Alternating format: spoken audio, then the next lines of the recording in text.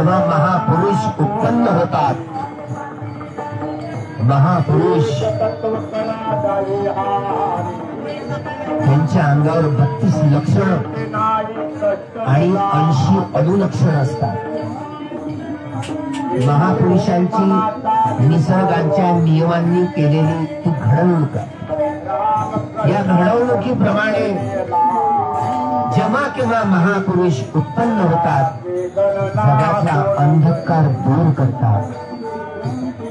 आपण सगळे लोक, ते हिंदू असोत, बौद्ध असोत, जैन असोत, शीख असोत, यहुदी असोत, ईसाई असोत, मुस्लिम असोत, ब्राह्मण असोत, ब्राह्मणेतर असोत, काळे असोत की गोरे असोत, या देशातले की त्या देशातले, अशा प्रकारची बोलीभाषा की तशा प्रकारची बोलीभाषा बोलणारे असोत, अशा प्रकारची वेशभूषा की तशा प्रकारची वेशभूषा धारण करणारे असोत, आपण सगळे लोक नियमित रागरंजित वेशभूषित आणि मोहमोडीत होऊन काया वाचा मनाने कर्म करत असतो. म्हणून जगात दोन व्यक्ती एक नसतात. एका आईची लेकरं असली तरी, एका काळजाची लेकरं असली तरी दोन व्यक्ती एक नसतात. प्रत्येक व्यक्ती आपापल्या स्वभावाची गुलाम असते. प्रत्येक व्यक्ती, तुम्ही आम्ही सगळेच रागमूलक, देशमूलक, मोहमूलक, बुद्धिमूलक, वितर्कमूलक, भयमूलक स्वभावाची माणसं. जरी मनुष्य म्हणून आपला जन्म झालेला असला तरी माणूस म्हणून अजून घडवणूक व्हायची आहे. जेव्हा केव्हा महापुरुष उत्पन्न होतात, त्यांचं विधान असतं, ते पहिलं वचन असतं, जे जे प्रकृतीचा नियम, प्रकृती आपल्या नियमांनी चालते. जे जे काही उत्पन्न होतं ते नाश पावणार असतं. आपलं शरीरही आपलं नसतं आणि आपलं मनही आपलं. हे शरीराचं ऑपरेशन केलं, हे मनाचं ऑपरेशन केलं, हे साधू संतांना गरज नाही. या शरीराचं आणि मनाचं ऑपरेशन करायचं. कसं करायचं? नाम म्हणजे मन, रूप म्हणजे ही काया. याला नामरूपाची ही संपूर्ण चाचपणी, नामरूपाचं संश्लेषण, विश्लेषण, विघटन आणि विभाजन साधू संतांनी केलं. महापुरुषांना करता आलं. याला म्हणतात अध्यात्माचा सार. अध्यात्म मूळ शब्द अध्यात्म. हे आतलं बाहेर काय आहे? जेवढं जेवढं बाहेर आहे ना, तेवढं तेवढं आत आहे. वेगवेगळ्या संप्रदायाचे वेगवेगळे धर्मग्रंथ चालले. हिंदू धर्म, बौद्ध धर्म, जैन धर्म, शीख धर्म, यहुदी धर्म, ईसाई धर्म, मुस्लिम धर्म, वेगवेगळ्या संप्रदायाचे धर्मग्रंथ चालल्यानंतर जसं जसं खोलीत जातो तसं तसं या महापुरुषांनी, संतांनी हे सारं या नामरूपाचं, सजीवांचं आणि निर्जीवांचं सारंच रहस्य खोलून टाकलं. यामध्ये महाराष्ट्रामध्ये ही संत चळवळ अग्र आहे. या संत चळवळीने शिवाजी महाराजांना जन्म दिला. ज्या वेळेला तुकडोजी महाराज होते, तुकडोजी महाराजांना मी प्रत्यक्ष पाहिलं. कठीण काम आहे, साधू संतांचंच हे काम आहे. साधू संत राज्यकर्त्यांना राज्य कसं करायचं दिशा निर्देश करतात. मी ज्या वेळेला शंभूराजांनी, राजकुमारांनी 14 वर्षाचं बाळ बुद्धभूषण हा ग्रंथ लिहितो. काय आहे त्या ग्रंथामध्ये? तुम्ही मराठी भाषांतर पुरुषोत्तम खेडेकरांनी केलेला आहे. मराठी भाषांतर पुरुषोत्तम खेडेकरांनी केलेला आहे. शिवाजी महाराज हा शंभू राजकुमाराला सोबत घेऊन महाडच्या लेणीत गेले. बखरकार सय्यद अली नावाचा बखरकार. बखरीतला पृष्ठ नंबर 79 79 या पृष्ठावर काय लिहिलंय? शिवाजी महाराज राजपुत्राला सोबत घेऊन महाडच्या लेणीला अक्षर दिसती काचडकीचं, ऐक समजू, हे काचडकीचं अक्षर दिसतात, ही अक्षर जरा काय मला काही माहिती नाही पडत. आणि खराय सम्राट अशोकाने त्याच्या मुलाला, मुलीला, जावयाला आणि नातवाला लंकेला पाठवून सारी लंका बुद्ध केली. शिवाजी महाराजांनी 5 माणसं या शोधासाठी लंकेला पाठवले. पण मोरोपंत पिंगळ्यांनी 5 माणसांचं काय केलं प्रश्नचिन्ह लावलं. बकर, शिवाजींची बकर, पृष्ठ नंबर 79. सय्यद अली ज्यांनी दुसऱ्या राज्याभिषेक, पहिल्या राज्याभिषेकाचं वर्णन केलं. शिवाजी महाराजांचा राज्याभिषेक जेव्हा वेळ आली तेव्हा महाराष्ट्रातनं एकही ब्राह्मण हजर नाहीये हजर. तेव्हा शिवाजी महाराजांनी प्रत्यक्ष गागा भट्टांना महाराष्ट्रात बोलवून त्यांच्या हस्ते शिवाजी राजांचा राज्याभिषेक केला. त्यावेळेला त्या डायरीमध्ये 79 हा पृष्ठ नंबर सय्यद अली मुंबई मराठीमध्ये आहे. काय लिहिलंय की शिवाजी महाराजांचा राज्याभिषेक करताना थोडा वेळ डोळे लावायला सांगितले आणि आपल्या डाव्या पायाच्या अंत्यांनी शिवाजी महाराजांच्या कपाळाला टिळा लावून राज्याभिषेक केला. हे वर्णन आहे, काळजीपूर्वक वाचा. एकूणच हा संपूर्ण प्रसंग माहिती झाला. सय्यद अलीने जसाच्या तसा टिपून ठेवलेला मराठी राज्य. शिवाजी महाराजांनी मावळ्या प्रांतातलं शूद्र बहुजन समाजातल्या सगळ्या तरुणांना एकत्र येऊन मोगलांविरुद्धची चढाई केली. ज्यामुळे स्वतंत्र मराठी राज्याची स्थापना केली. स्वतंत्र मराठी राज्याची स्थापना करताना भाईमतासारखी महानुभाव पंथी, हा सुफी पंथी, हा साधू संतांचा प्रवाह महाराष्ट्रातला नाथपंथी, जेवढे नाथ मंदिर आहेत ना, स्वतः उत्तर प्रदेशाचे मुख्यमंत्री योगीजी आहेत, आदित्यनाथ योगी.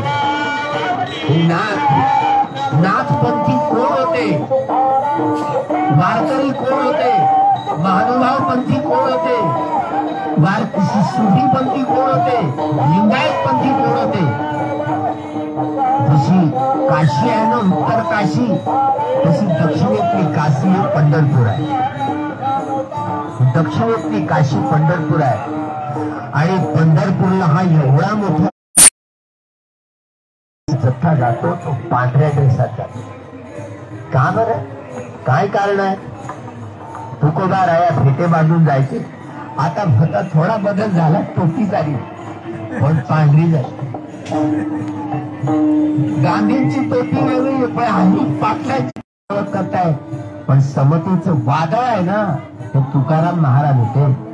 आमचा मित्र प्राध्यापक माव देशमुख हा एक कुणबी समाजातला माणूस, त्यांनी लिखाण केलं. आयुष्यामध्ये रामदास स्वामीची एकदाही भेट झाली नाही, तर शिवाजी महाराजांचे ते गुरु कसे, त्यावर प्रश्नचिन्ह लावलं.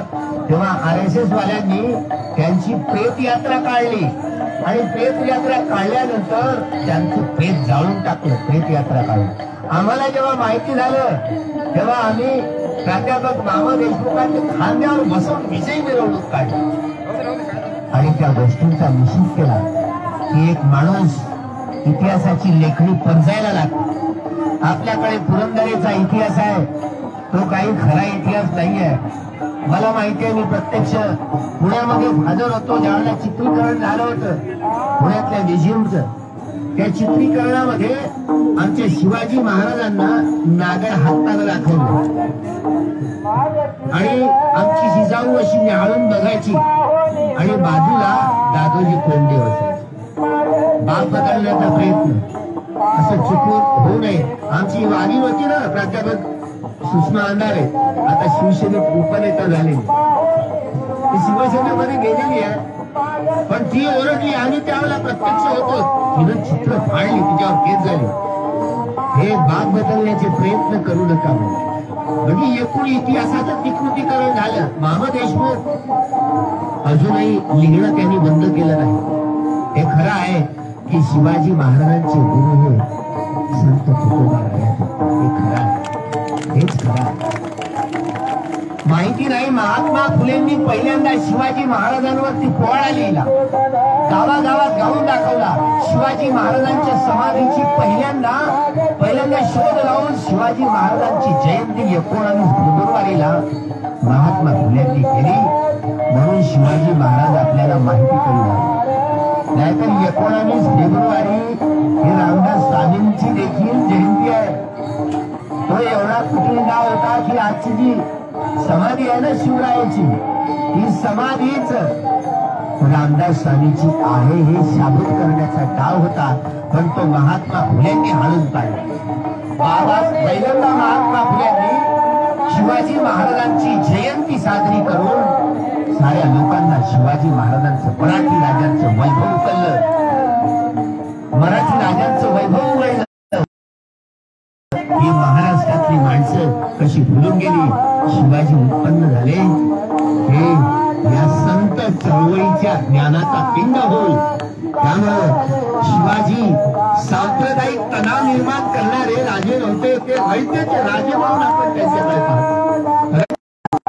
शिवाजीच्या वडिलांचा आणि आईचा, जिजामांच्या जिजाऊ आईचा आणि शहाजींचा लग्न कुठे झालं तर लेण्यांमध्ये लग्न झालं. अजिंठ्याच्या लेणीमध्ये लग्न झालं. त्या अजिंठ्याच्या लेणीमध्ये लग्न झालं. कोणी तो कलिंगम, तो इंग्रज अधिकारी वाघ मारायसाठी गेला, शिकार करायसाठी गेला. कसला वाघ गेला पळून आणि त्या लेण्या दिसल्या. तो इंग्रज माणूस अधिकारी, त्याला लेण्या दिसल्या, ते वैभव दिसलं. त्यांनी ज्या संपूर्ण लेण्याच्या प्राचीन इतिहासाचं त्याचं लिखाण त्या लिखाणामध्ये लिहितो. कुठपर्यंत लपवून ठेवाल? त्या लिखाणामध्ये काय लिहितात? जिजाऊ ही लखुजी जाधवांची पोर आणि लखुजी जाधवांचं महार वतन होत. जिथे सिंदखेड राजामध्ये जेवढे महार आहेत ना, जे जावदाव आहेत ना, सगळेच महार होते. महारवाड्यालाच राजवाडा आणि राजवाड्यालाच महारवाडा, हे महार वतन होतं. इंग्रजांनी लिहून ठेवलं.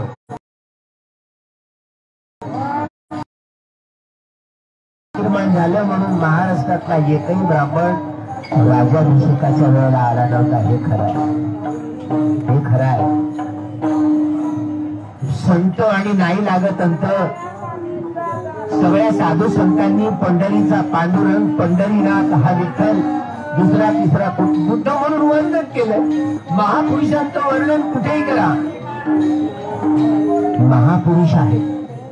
त्यामुळं हे सगळे साधू संतांची चळवळ नामरूप माणसाचं, मनुष्य जातीचं कल्याण कसं होतं, हे शरीर आणि मन कसं उत्पन्न होतं, कोण उत्पन्न करतंय, या शरीराचा आणि मनाचा सगळा प्रपंच अध्यात्मबाबीचे बाहेर आहे, ते आतमध्ये आहेत. अजूनही वैज्ञानिक खूप मागासलेले आहेत. जे साहित्य जगातलं वाचलं त्या साहित्यामध्ये एक अभिधम्म म्हणून आहे. त्या अभिधम्मामध्ये हे सूर्य, चंद्र, तारे, आपण एकच आकाशगंगा पाहिजे.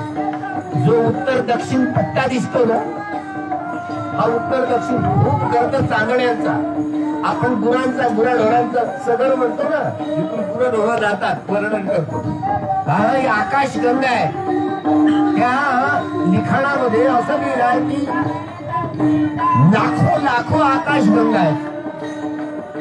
आपल्याला नाही दिसत, त्याच्यासाठी वेगळे चक्षु पाहिजे. लाखो आकाशगंगा आहेत आणि या लाखो आकाशगंगांमधले करोडो सूर्यमाला आहेत. समंता चक्रवालेषु गच्छन्तु देवता. या समग्र चक्रवाल म्हणजे सूर्यमाला, किती करोडो सूर्यमाला आहेत. आणि ज्या सूर्यमालेमध्ये आपण राहतो, तिसऱ्या नंबरचा ग्रह ज्याला पृथ्वी असं म्हणतो, त्या तिसऱ्या नंबरच्या ग्रहावर आपण सगळे लोक राहतो. हा तिसऱ्या नंबरचा ग्रह लय पुण्यवान लोक